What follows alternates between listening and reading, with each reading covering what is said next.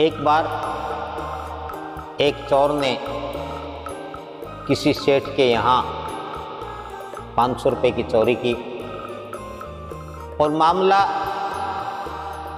अदालत तक पहुंचा और जज ने इस पूरे मामले की सुनवाई की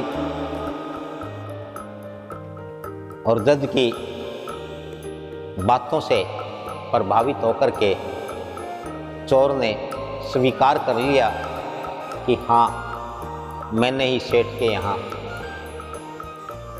500 रुपये की चोरी की।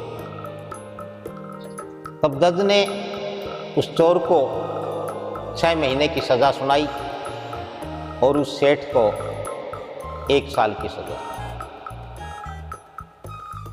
अब ऐसा न्याय, ऐसा फैसला तो पहले कभी नहीं हुआ था।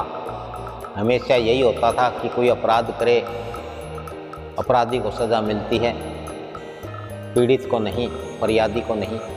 लेकिन यहाँ तो फरियादी को चोर से दुगनी सज़ा दी गई। अब सेठ ने राजा के दरबार में फरियाद लगाई, कहा कि जी एक चोर ने मेरे यहाँ चोरी की, 500 रुपये की चोरी की। उसने भरी अदालत में स्वीकार किया कि हाँ, उसने 500 रुपये की चोरी की है। लेकिन जज महोदय ने चोर को 6 महीने की और मुझे 1 साल की सज़ा सुनाई। तो राजा भी बड़ा अचंभित हुआ कि ये कैसा न्याय है, ये कैसा फैसला है। जब चोर ने स्वीकार कर लिया कि उसने चोरी की है तो चोर को ही सज़ा मिलनी चाहिए, फरियादी को, सेठ को क्यों, रुपए वाले को क्यों।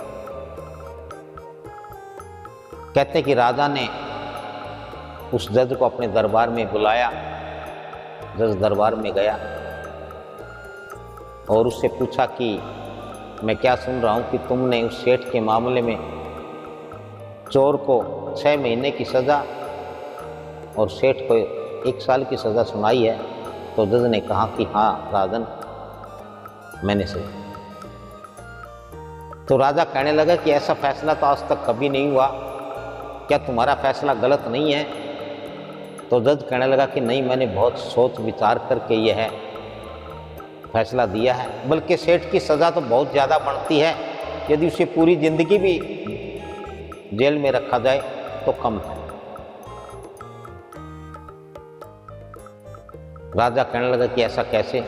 तो उसने कहा कि चोर ने तो 500 रुपये चुराए हैं, लेकिन सेठ ने तो लाखों करोड़ों रुपए लोगों के साथ, सबके साथ, जो जो उसके जीवन में आते रहे, जो जो उससे लेन देन करते रहे, उनके साथ ठगी की, हेरा फेरी की, सबको लूटा है, खसूटा है। और ये औरों का धन है, लोगों का धन है। तो इसलिए मैंने, अब राजा ने इस फैसले पर निर्णय किया, विचार किया तो सोचा कि बात तो सही है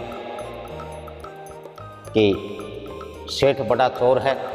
तब राजा सोचने लगा कि इस लिहाज से तो मैं सबसे बड़ा चोर हूँ, क्योंकि मैं तो पूरी प्रजा को लूट करके मैंने इतना बड़ा साम्राज्य स्थापित किया, ये राजमहल, ये सब कुछ इतने बनाए हैं, इतनी अकूत जो संपत्ति मेरे पास है, इसमें मेरा क्या है?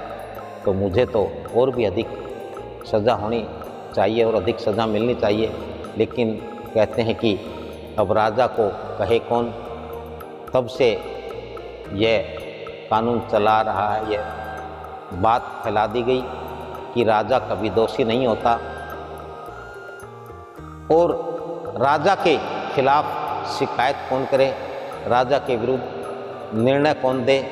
तब से कहा कि राजा कभी गलती नहीं करता और राजा के तो सारे गुनाह माफ़ है, जो आज तक यूं का यूं चला आ रहा है।